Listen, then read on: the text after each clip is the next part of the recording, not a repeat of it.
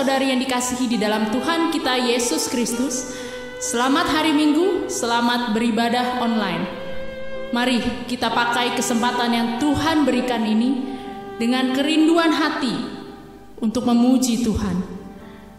Belum pernah ada kasih manapun di dunia yang sanggup menerima kita apa adanya, yang sanggup mengubahkan hidup kita menjadi baru, selain dari kasih Tuhan kita Yesus Kristus. Kasih-Mu tiada duanya.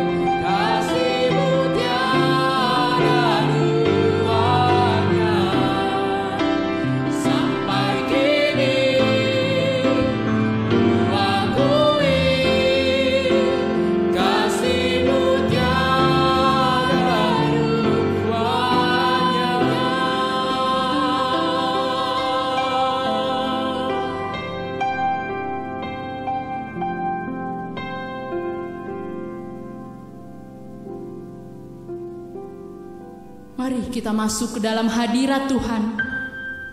Kita minta Tuhan hadir di setiap hati kita. Saat teduh.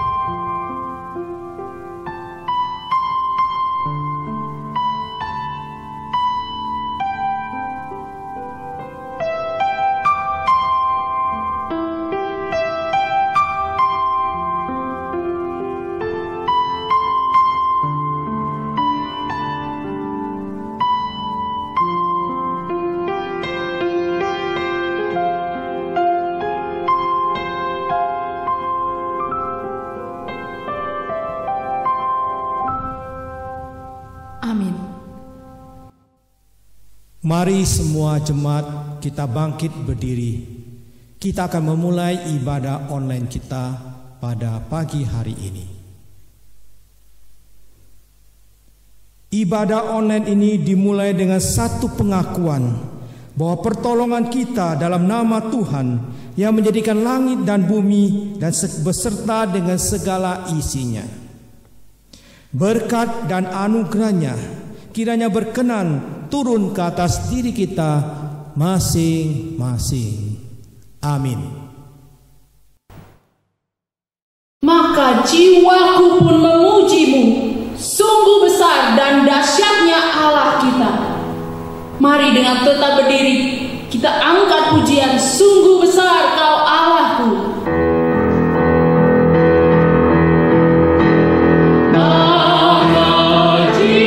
Oh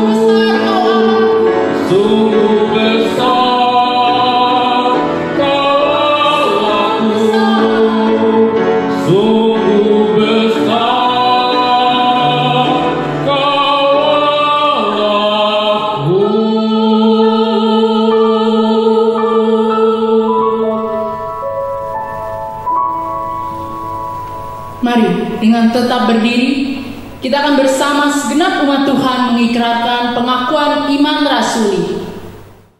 Pengakuan iman rasuli. Aku percaya kepada Allah, Bapa yang Maha Kuasa, Halik langit dan bumi, dan kepada Yesus Kristus anaknya yang tunggal Tuhan kita, yang dikandung daripada Roh Kudus, lahir dari anak darah Maria, yang menderita sengsara di bawah pemerintahan Pontius Pilatus, disalibkan, mati dan dikuburkan, turun ke dalam kerajaan maut, pada hari yang ketiga bangkit pula dari antara orang mati, naik ke surga, duduk di sebelah kanan Allah, Bapa yang Maha Kuasa, dan dari sana Ia akan datang untuk menghakimi orang yang hidup dan yang mati. Aku percaya pada Roh Kudus, gereja yang kudus dan am, persekutuan orang kudus, pengampunan dosa, kebangkitan tubuh, dan hidup yang kekal. Amin. Jemaat dipersilakan duduk. Firman Tuhan hari ini bertemakan membangun keluarga kudus, yang akan dibawakan oleh Evangelis Taufik Apri Susanto. Dia sanggup, Yesus sanggup melakukan perkara yang besar. Dia sanggup memulihkan hidup kita. Dia sanggup.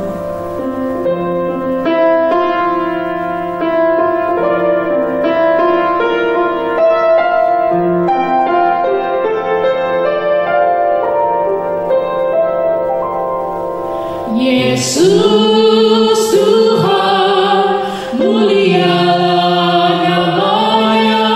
Yesus Allahku, besar kasih-Nya. Dahulu, sekarang, dan sampai selamanya. Kasih-Nya tak pernah berubah. Yesus Tuhan, mulialah nama-Nya. Yesus Allahku, besar kuasa-Nya. Dahulu, sekarang, dan sampai selamanya. Kuasa-Nya tak pernah berubah. Dia sanggup, Yesus sanggup melakukan perkara yang besar. Dia sanggup, Yesus sanggup memulihkan yang terluka, menyembuhkan yang menderita. Dia sanggup memulihkan hidupku.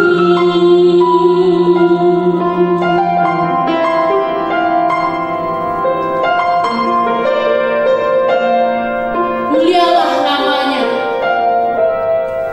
Yesus Tuhan, mulialah nama-Nya. Yesus Allahku, besar kuasa-Nya. Dahulu, sekarang, dan sampai selamanya. Kuasa-Nya tak pernah berubah. Dia sanggup, Yesus sanggup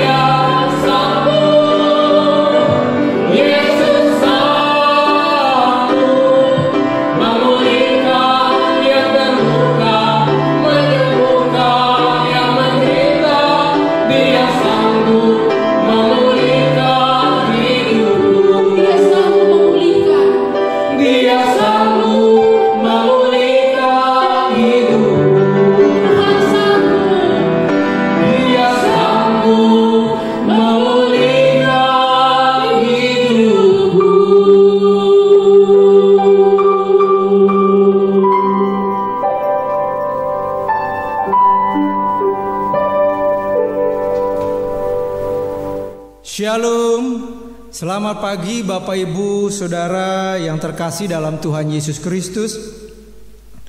Apa kabarnya? Saya berharap Bapak Ibu Saudara sekalian dalam keadaan yang sehat secara rohani maupun sehat secara jasmani. Hari ini kita akan mendengarkan kebenaran firman Tuhan, tetapi kita akan satu di dalam doa terlebih dahulu. Terima kasih Tuhan, kami bersyukur kalau pada pagi hari ini kami diperkenankan Tuhan untuk mendengarkan kebenaran firman-Mu. Berkati setiap umat-Mu yang akan mendengar maupun hamba-Mu yang akan menyampaikan kebenaran firman-Mu. Kami sudah siapkan hati kami, bentuk kami seturut dengan kehendak Tuhan, suara-Mu kepada setiap kami. Sehingga setiap kami bukan hanya menjadi pendengar yang baik, tetapi setiap kami menjadi pelaku-pelaku kebenaran firman Tuhan yang setia dalam kehidupan kami hari lepas hari. Di dalam nama Tuhan Yesus kami telah berdoa dan mengucap syukur kepadamu. Amin.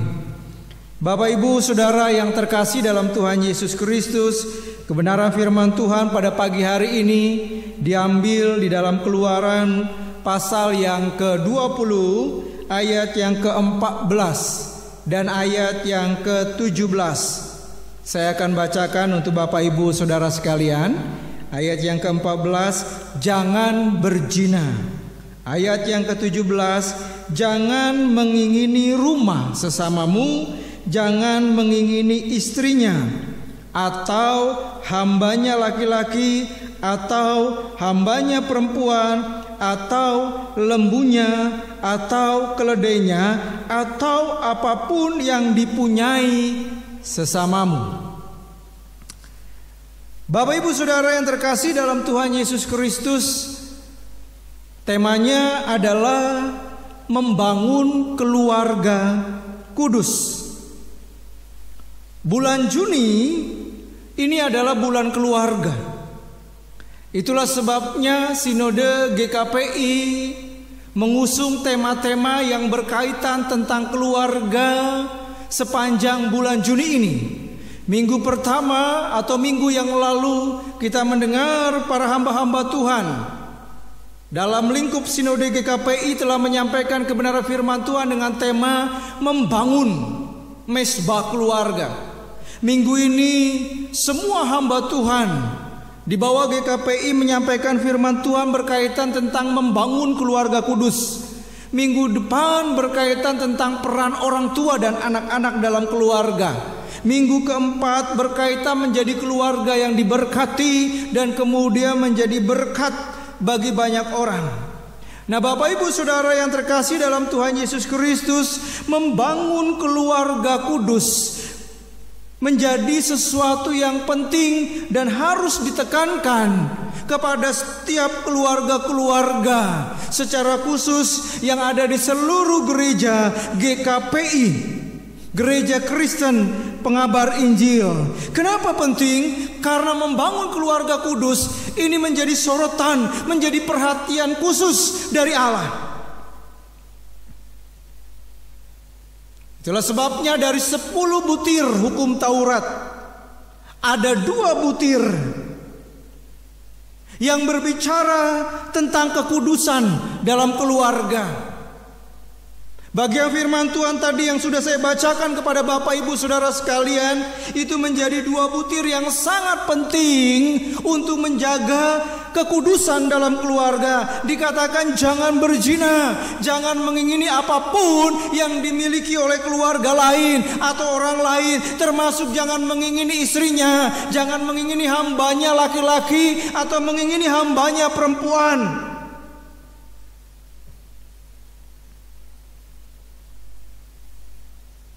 Bapak Ibu Saudara yang terkasih dalam Tuhan Yesus Kristus, Itu artinya bahwa berbicara tentang keluarga yang kudus atau berbicara tentang kekudusan dalam keluarga itu sudah menjadi masalah yang krusial, masalah yang besar, masalah yang sampai kemudian menjadi perhatian khusus dari Allah bagi umat Tuhan zaman dulu. Tetapi saudara, itu juga menjadi masalah besar bagi pergumulan keluarga umat Tuhan atau orang percaya zaman sekarang. Masalah berkaitan tentang perzinahan, masalah berkaitan tentang pelakor atau perebut laki orang, masalah berkaitan tentang pebinor atau perebut bini orang, saudara, itu menjadi permasalahan orang-orang percaya zaman dahulu dan juga menjadi permasalahan orang-orang percaya pada zaman sekarang.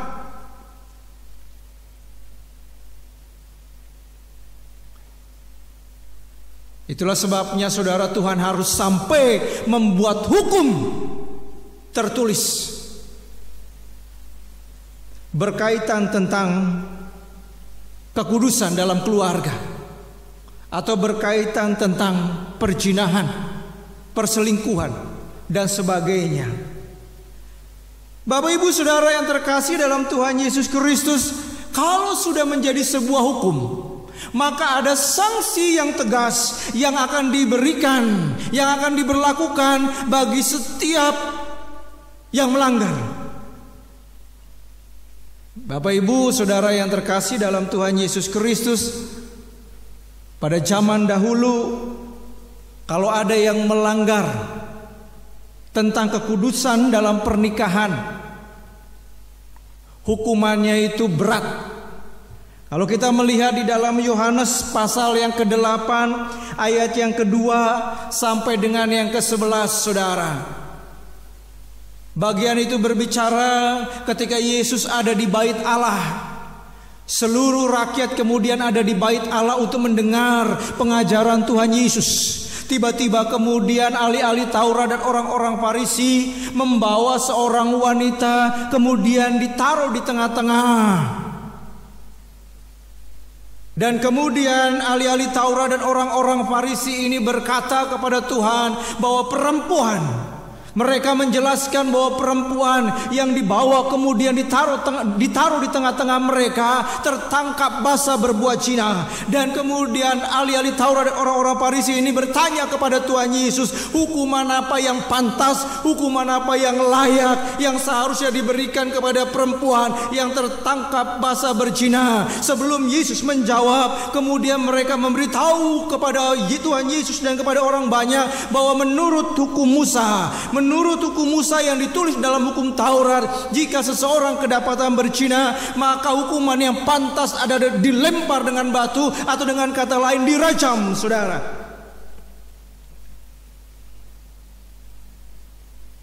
Hukumannya berat pada zaman dahulu. Saudara, menjadi sebuah pertanyaan penting bagi kita. Bagaimana membangun keluarga yang kudus?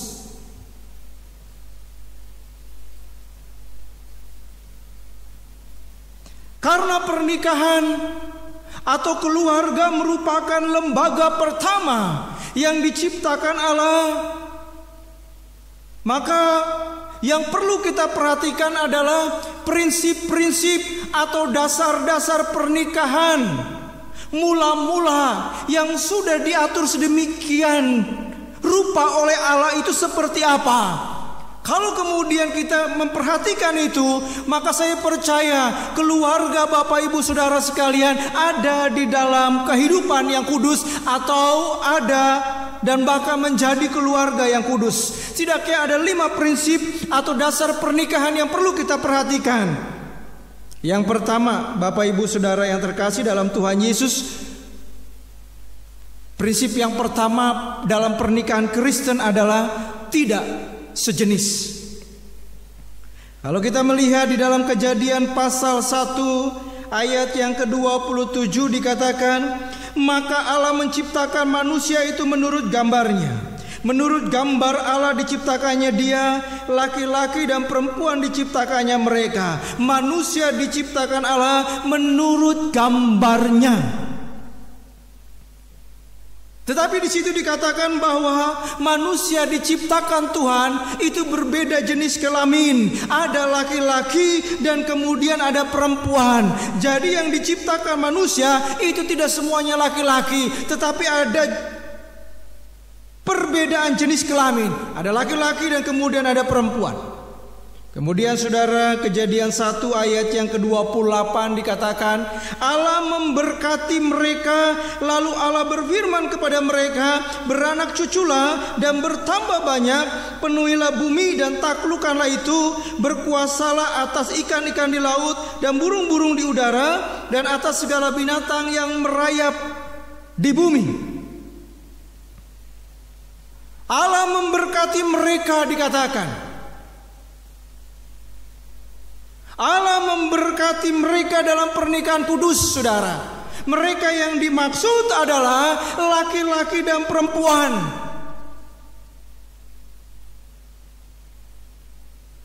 Jadi jelas, saudara, pernikahan dalam Kristen itu adalah tidak sejenis. Bahkan dikatakan di situ, setelah Allah memberkati mereka, beranak cuculah dan bertambah banyak. Itu artinya hubungan pernikahan yang bisa kemudian menghasilkan keturunan adalah pernikahan yang tidak sejenis, yaitu laki-laki dan perempuan. Kemudian kalau kita melihat lagi di dalam Kejadian pasal 2 ayat yang ke-18 dikatakan di sana, Tuhan Allah berfirman, tidak baik kalau manusia itu seorang diri saja, aku akan menjadikan penolong baginya yang sepadan dengan dia. Allah berkata kepada Adam bahwa Adam tidak baik seorang diri saja. Itulah sebabnya kemudian Allah menjadikan penolong baginya yang sepadan dengan dia. Penolong yang sepadan dengan Adam itu bukan laki-laki, saudara. Itulah sebabnya dilengkapi lagi, diperjelas dari Kejadian pasal 2 ayat yang ke-22 dikatakan, dan dari rusuk yang diambil Tuhan Allah dari manusia itu dibangunnyalah seorang perempuan, lalu dibawanya kepada manusia itu. Yang dibawa Allah kepada manusia itu, yang kemudian dijadikan sebagai penolong yang sepadan dengan Adam, itu dikatakan adalah seorang perempuan.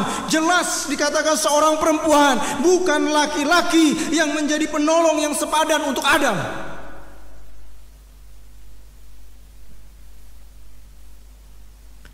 Bapak Ibu Saudara yang terkasih dalam Tuhan Yesus Kristus, kenapa tidak sejenis? Ini menjadi prinsip atau dasar pernikahan yang perlu ditegaskan lagi bagi orang percaya, bagi umat Tuhan zaman sekarang. Bapak Ibu, beberapa waktu yang lalu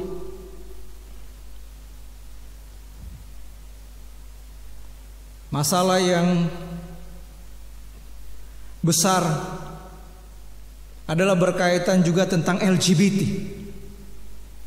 lesbian, gay, biseksual, dan transgender. Bahkan kelompok-kelompok ini, saudara, ingin melegalkan hubungan mereka di dalam hukum negara.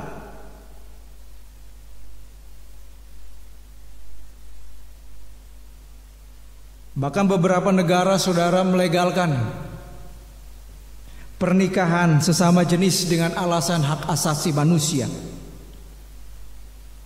Apapun alasannya sudah jelas, saudara. Alkitab mengatakan bahwa pernikahan sejenis sangat bertentangan dengan firman Tuhan.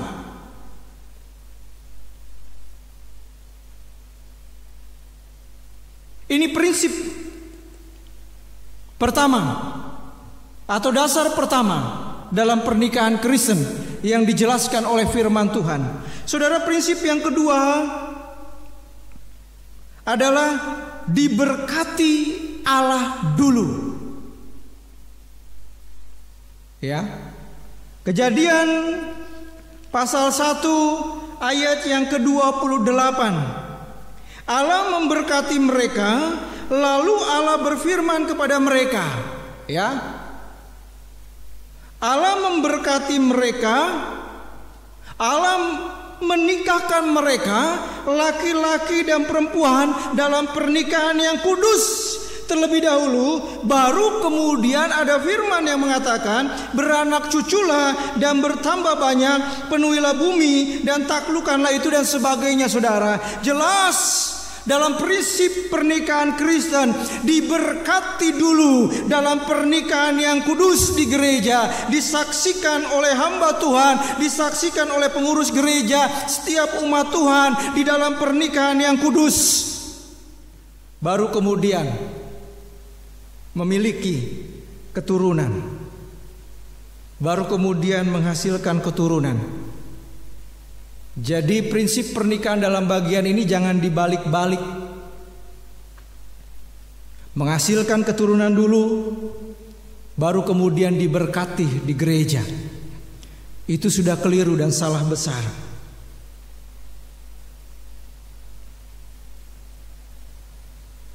Tetapi jelas di situ dikatakan diberkati dulu, baru kemudian beranak cucu dan bertambah banyak.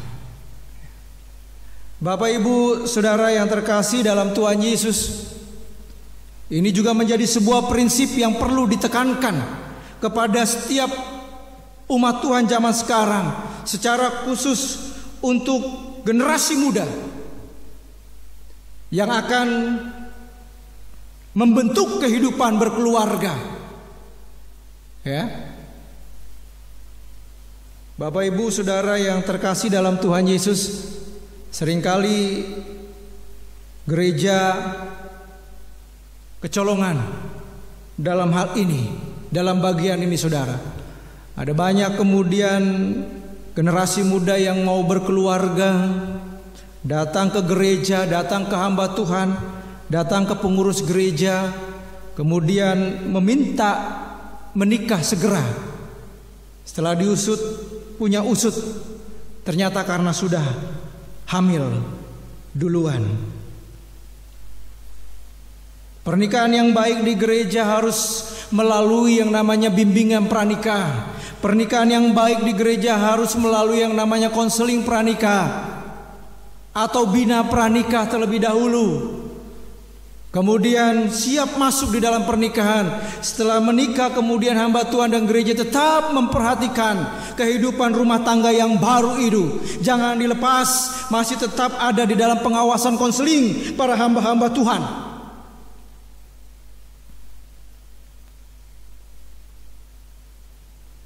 Bapak Ibu Saudara yang terkasih dalam Tuhan Yesus Kristus,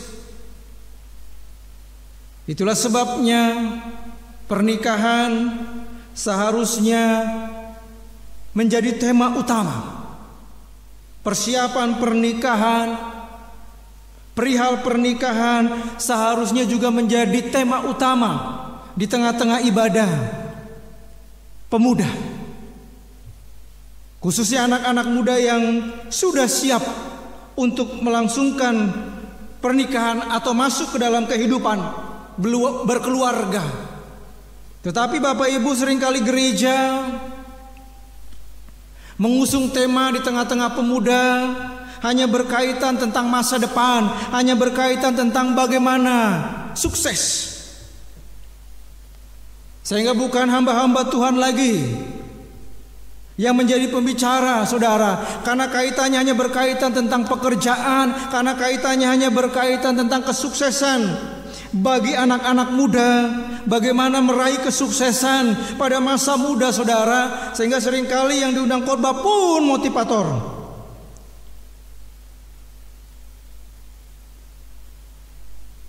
Dan pernikahan tidak ditekankan lagi di dalam ibadah-ibadah pemuda.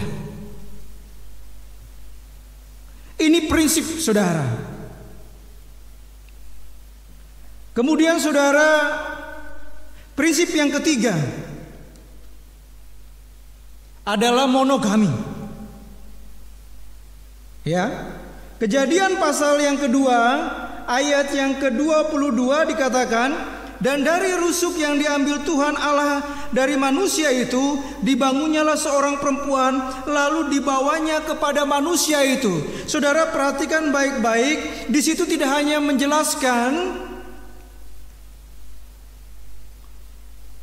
Adam akan menikah dengan seorang perempuan atau menikah dengan yang berbeda jenis kelamin dengannya, tetapi di situ dikatakan seorang.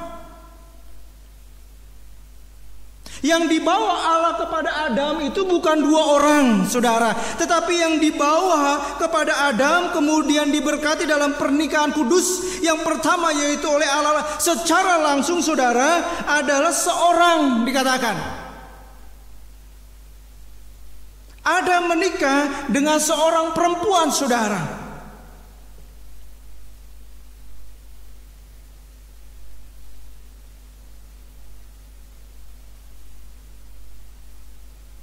Jadi jelas di situ berbicara juga tentang jumlah. Ya. Laki-laki dengan seorang perempuan. Kalau kemudian perempuan dengan seorang laki-laki. Waktu saya pelayanan, saudara, di tempat yang lama sebelum di GKPI Bajem Geria Permata, saudara,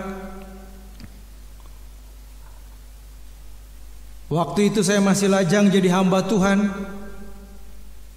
belum bisa memberkati pernikahan, sehingga kalau ada pernikahan di gereja harus ada pendeta dari sinode yang kemudian memberkati pernikahan jemaat darah. Dan kemudian dalam pemberkatan itu rupa-rupanya hamba Tuhan itu lupa menjelaskan satu-satunya yang sah.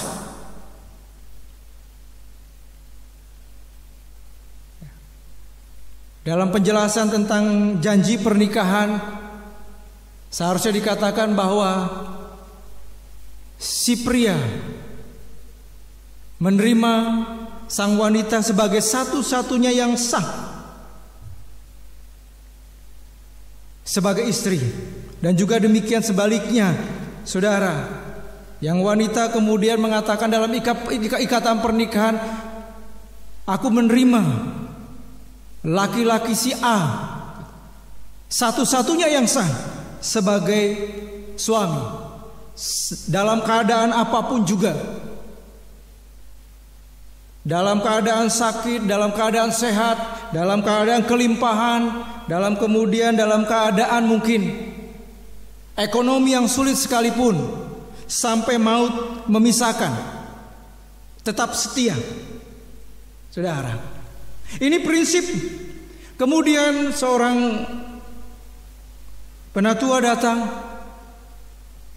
berkata, "Pak, kenapa kok tadi nggak disebutkan tentang satu-satunya? Padahal itu merupakan hal yang penting di dalam sebuah pernikahan Kristen." Kemudian saya berpikir, betul juga. Harusnya kemudian disebutkan dalam ikatan pernikahan itu satu-satunya yang sah sebagai istri saya, sebagai suami saya. Karena ini adalah prinsip pernikahan, dasar pernikahan Kristen, saudara, yang gak bisa ditawar-tawar, bahwa pernikahan Kristen itu adalah monogami. Kemudian, saudara, prinsip pernikahan yang keempat, saudara, dalam pernikahan Kristen bukan hanya tidak sejenis, kedua diberkati Allah terlebih dahulu dalam pernikahan yang kudus. Kemudian yang ketiga dikatakan seorang istri atau seorang suami. Tidak lebih daripada itu, saudara, sampai maut memisahkan. Kemudian prinsip pernikahan Kristen yang keempat adalah satu tempat tinggal. Kejadian 2 ayat yang ke-24 dikatakan demikian, sebab itu seorang laki-laki akan meninggalkan ayahnya dan ibunya dan bersatu dengan istrinya sehingga keduanya menjadi satu daging. Saudara, bagian ini berbicara kalau kemudian sudah diberkati, kalau kemudian sudah menikah, saudara, di situ dikatakan tidak boleh LDR, tidak boleh kemudian mereka terpisah oleh jarak, mereka harus ada di dalam satu tempat, saudara. Kalau sudah menikah harus ada di dalam satu tempat tinggal yang sama. Tidak boleh kemudian kalau sudah menikah, suaminya tinggal di tempat A, kemudian istrinya tinggal di tempat B. Tidak ada di dalam satu tempat tinggal atau dalam satu rumah, saudara. Kalau masih pacaran, masih boleh LDR. Tapi kalau sudah menikah, harus satu tempat. Itulah sebabnya kemudian tadi ayat yang ke-24 berkata, sebab itu seorang laki-laki akan meninggalkan ayahnya dan ibunya dan bersatu dengan istrinya. Gak boleh setelah menikah kemudian laki-laki masih tetap tinggal di rumah orang tuanya, kemudian yang wanita istrinya kemudian tinggal di rumah orang tuanya, saudara. Tetapi di situ dikatakan laki-laki kalau sudah menikah meninggalkan rumah orang tuanya kemudian bersatu dengan istrinya.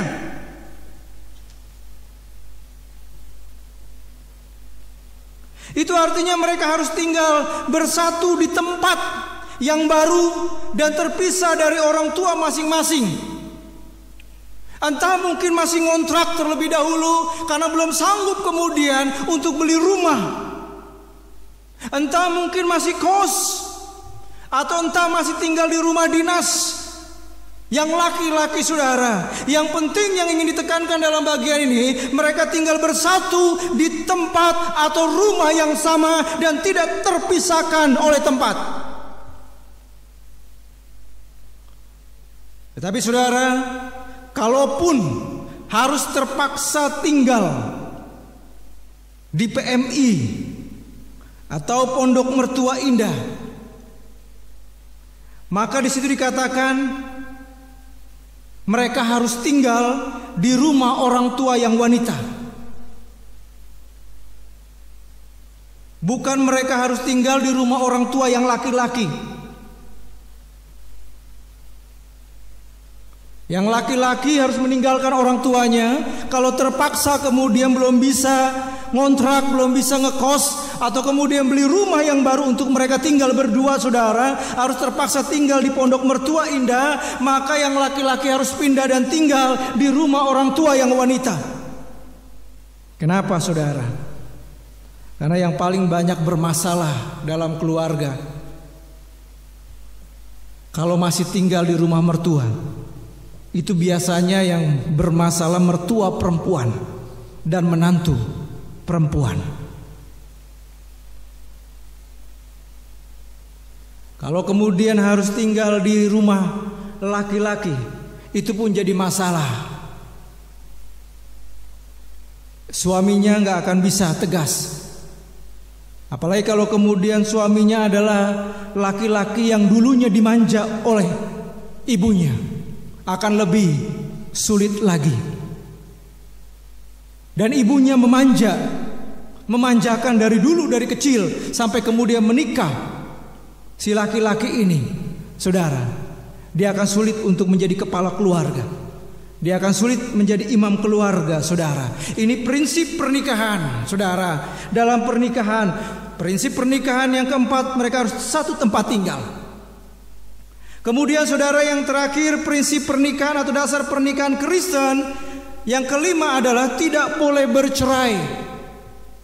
Kejadian pasal yang keempat ayat yang pertama, kemudian manusia itu bersetubuh dengan Hawa istrinya dan mengandunglah perempuan itu, lalu melahirkan Kain. Maka kata perempuan itu, aku telah mendapat seorang anak laki-laki dengan pertolongan Tuhan. Saudara, masalah apapun juga yang terjadi dalam kehidupan keluarga, tidak boleh memisahkan mereka, tidak boleh menceraikan mereka, karena hanya maut yang bisa menceraikan mereka. Masalah ekonomi tidak bisa menceraikan mereka, saudara. Itulah sebabnya ada ikatan perjanjian pernikahan. Ketika mereka melangsungkan pernikahan di gereja, aku akan tetap setia, aku akan tetap mengasihi, meskipun dalam keadaan yang berlimpah, meskipun dalam mungkin usaha atau pekerjaan yang kemudian bangkrut dan sebagainya, saudara. Tidak dijadikan itu masalah kemudian bangkrut atau usaha yang kemudian macet, itu dijadikan sebagai sebuah alasan untuk kemudian yang lain menuntut perceraian dengan pasangannya.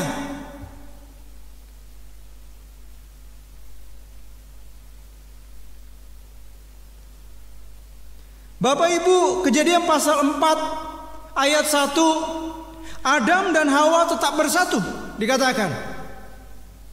Dan bahkan kemudian memiliki keturunan, Kain dan Habel.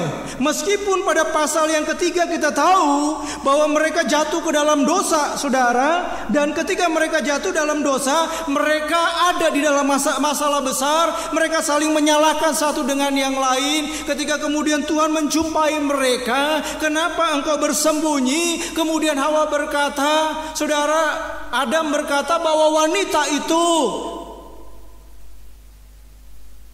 yang sudah memberi aku makan pohon yang dilarang Tuhan, saudara. Adam menyalahkan Hawa, kemudian Hawa menyalahkan iblis, dan mungkin bisa jadi bahwa Hawa juga menyalahkan Adam. Kenapa kemudian gak menegaskan? Kenapa kemudian sebagai imam engkau gak melarang aku untuk makan itu?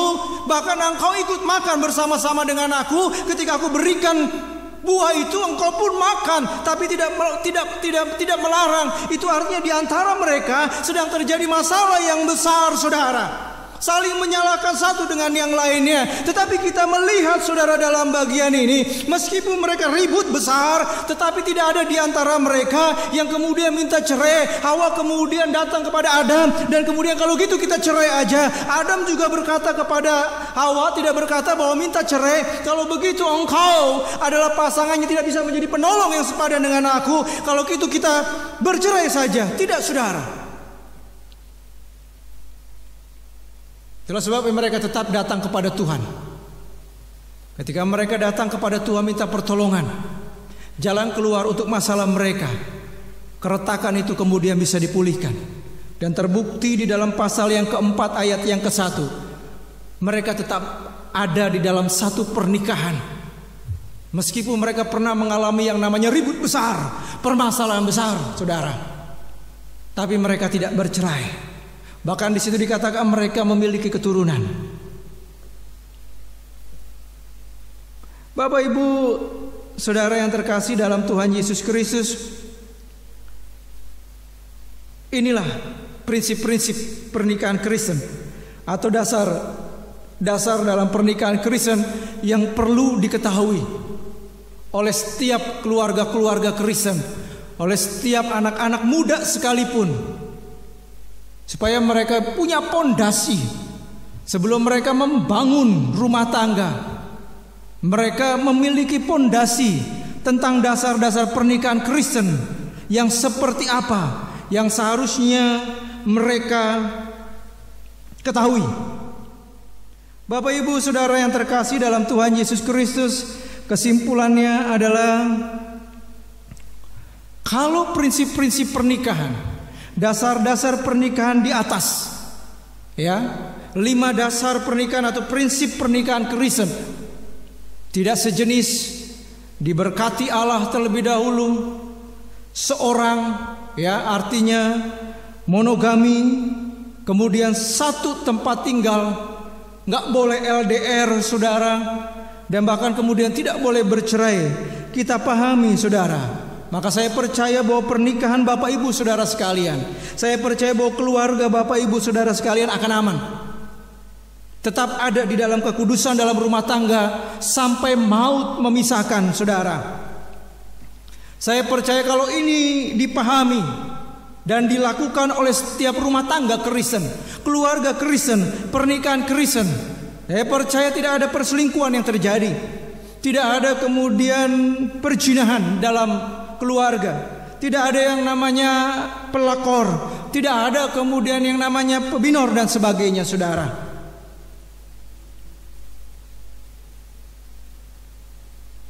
Saya yakini bahwa kehidupan keluarga Bapak Ibu saudara sekalian ada di dalam kehidupan keluarga yang kudus. Amin. Mari kita berdoa. Bapak Ibu, terima kasih Tuhan. Kami bersyukur kami sudah mendengarkan kebenaran firman-Mu. Berkati setiap umat-Mu yang sudah mendengar dan hamba-Mu yang sudah menyampaikan kebenaran firman Tuhan. Dan biarlah setiap kami memahami tentang prinsip-prinsip pernikahan Kristen menurut Allah, didasarkan atas kebenaran firman Tuhan, Ada 5 prinsip ini boleh dipahami, dimengerti. Dan saya percaya Tuhan Kau memberkati setiap keluarga-keluarga umat-Mu, baik yang ada di bawah naungan GKPI Kartini maupun umat-Mu yang ada di bawah naungan GKPI Bajem Geria Permata ya Bapa. Tuhan menjadi kepala keluarga mereka, menjaga, memelihara hubungan pasangan suami istri dan anak-anak Tuhan. Keluarga-keluarga Kristen ada di dalam naungan kasih dan kuasa Tuhan. Terima kasih, kami bersyukur. Inilah doa kami dan bersyukur untuk kebenaran firman Tuhan yang sudah kami dengar. Di dalam nama Tuhan Yesus kami telah berdoa dan mengucap syukur kepadamu. Amin. Bapak, Ibu, Saudara kekasih, sekarang kita akan menaikkan doa syafaat. Doa syafaat ini yang akan saya pimpin. Mari kita berdoa. Kami sungguh bersyukur kepadamu ya Tuhan, kalau kami boleh mengikuti ibadah online pada pagi hari ini. Kami berharap kiranya firman-Mu yang sudah kami dengar selalu menguatkan hati kami, menguatkan semangat kami, agar kami tetap setia mengasihi Tuhan di tengah-tengah COVID-19 ini. Biar kami terus mengasihi dan mencintai Tuhan. Kami berdoa ya Tuhan Yesus, kami sungguh bersyukur dan berterima kasih kepadamu. Situasi yang sulit ini Tuhan masih menjaga dan memelihara kehidupan kami, sehingga segala kebutuhan yang kami butuhkan, baik itu makanan, minuman, kesehatan, dan pertolongan yang Tuhan berikan kepada kami, yang kami rasakan selalu ada setiap hari. Terima kasih untuk semua ini Tuhan. Kami juga berdoa ya Tuhan Yesus, untuk saudara-saudara kami, rekan-rekan sebangsa negara kami, yang pada hari ini mereka kehilangan pekerjaan, atau mereka dirumahkan, ataupun gaji mereka dipotong. Kiranya Tuhan menolong mereka, dan juga biar pemerintah sekarang akan membantu mereka, dan mereka bisa mendapatkan pertolongan, sehingga mereka bisa berkecukupan untuk kebutuhan diri mereka dan juga untuk kebutuhan sisi keluarga mereka. Kami berdoa ya Tuhan Yesus, di tengah-tengah mewabahnya COVID-19 ini, tolong kepada kami Tuhan, jagalah agar iman kami, agar kasih kami, agar cinta kami, semangat kami kepadamu tidak goyah, tidak luntur, tetapi tetap teguh, tetap tidak tergoyahkan. Tuhan, tolonglah kepada kami. Kami percaya Tuhan, badai ini akan berlalu. Tapi Tuhan tolong kepada kami, supaya kami bisa mengatasi, bisa Tuhan kuat menghadapi semua badai ini. Kami percaya hanya dengan pertolongan-Mu, hanya dengan belas kasihan-Mu, hanya dengan bantuan yang Tuhan berikan kepada kami bisa menghadapi semua ini.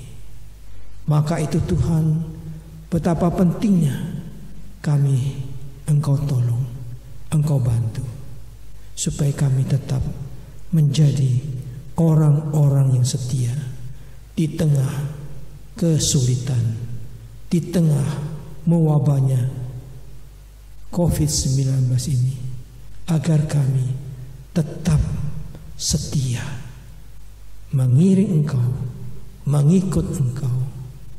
Terima kasih Tuhan. Inilah doa kami Bapa, yang kami panjatkan dan kami alaskan hanya dalam nama Tuhan kami Yesus Kristus. Kami sudah berdoa. Amin. Mari jemaat sekalian, kita bangkit berdiri. Kita akan mengakhiri ibadah pada hari ini dengan menyanyikan doksologi.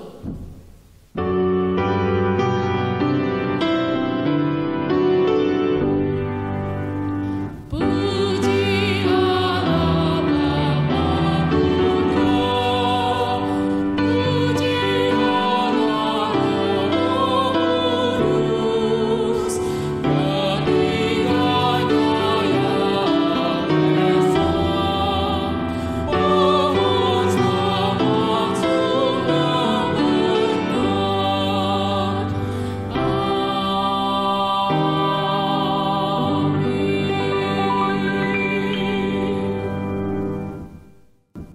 Jemaat yang kekasih, mari sekarang kita arahkan seluruh hati, jiwa, roh kita kepada Tuhan.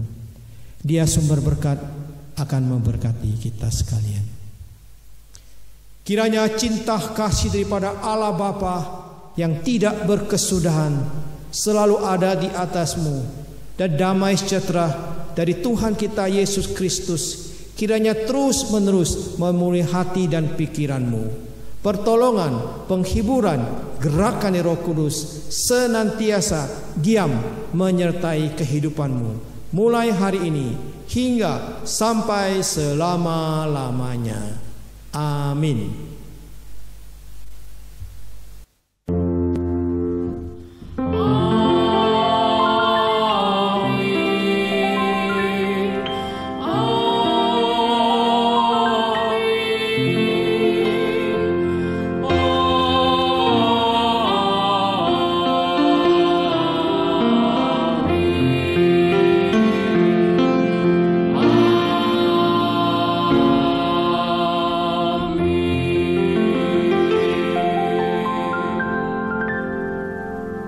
Jemaat dipersilahkan duduk. Ibadah hari ini telah selesai dan warta jemaat akan disampaikan oleh Pendeta Nathan Hidayat. Ya, Bapak Ibu Saudara kekasih, kita akan mendengarkan pengumuman. Sebenarnya ini bukan pengumuman ya, sedikit himbauan saja. Ada beberapa himbauan yang perlu mungkin kita taati dan kita jalani bersama. Pertama, saudara, sebagai warga negara yang baik, sebagai warga gereja, biarlah kita tetap mentaati aturan yang sudah dikeluarkan oleh pemerintah ya, dengan menjalani PSBB ini bersama-sama. Mari kita bersatu bersama ya, bergandeng tangan memerangi COVID-19 ini. Kami percaya saudara, kalau kita bersatu, kita bisa ya, melewati badai ini dengan baik. Itu himbauan kami pertama. Yang kedua, himbauan kami yaitu dalam situasi kondisi yang mewabahnya COVID-19 ini, biar kita masing-masing harus banyak memeriksa diri, introspeksi diri. Kita boleh introspeksi kerohanian kita boleh introspeksi diri kita selama ini. Apakah dalam situasi yang demikian membuat kita lebih harus mencari Tuhan? Dalam situasi demikian biar membuat kita lebih banyak mencari maksud dan rencana kehendak Tuhan. Inilah mungkin saatnya paling bagus. Saat demikian kita lebih banyak membaca firman Tuhan, lebih banyak berdoa, dan lebih banyak bersama keluarga saling mengasihi, saling menopang, saling membantu, dan juga kita boleh menjadi teladan sebagai kepala keluarga, sebagai ibu rumah tangga, dan sebagai anak, biar kita bisa menjalankan fungsi kita dengan baik. Itulah himbauan kami. Yang ketiga, saudara, sekiranya saudara ya, tergerak oleh Tuhan untuk memberikan persembahan,